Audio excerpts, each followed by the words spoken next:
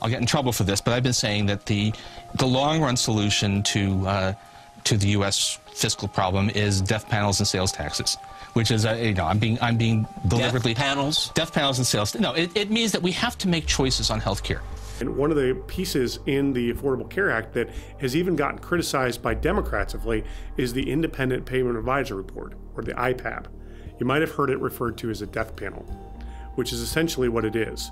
Those who are on Medicare are going to be told, no, I'm sorry, you're over 67. We don't pay for open heart surgery for anyone over 67. And the more we give the government control over healthcare, the more we give them control over life and death. When you have an Independent Payment Advisory Board, whose role it will be to determine whether that patient gets that procedure, well, what if it's an end-of-life procedure?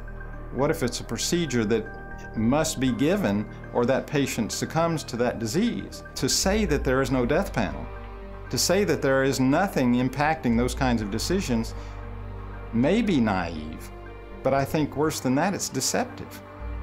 The people who will suffer most when the government gains control are the people that the government sees as non-productive. Those at the lower end of the scale, the children in whom we don't have a lot invested, or the old people who can no longer pay so much taxes and who are a drain on the system. These are the ones whose care will be rationed. When the government is providing all the health care and then the government runs out of money, which it already has, what happens next?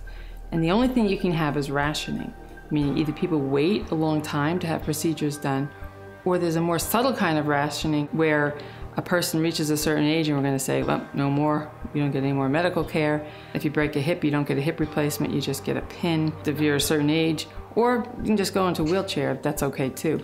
When you read the statute, it's quite clear that their concern is not for the individual patient. What they talk about a lot in the statute is the system, that the physician owes a duty to the system, that they're trying to maintain the integrity of the system. That's not the individual patient. Because their focus is on cutting costs, there's necessarily going to be rationing of care.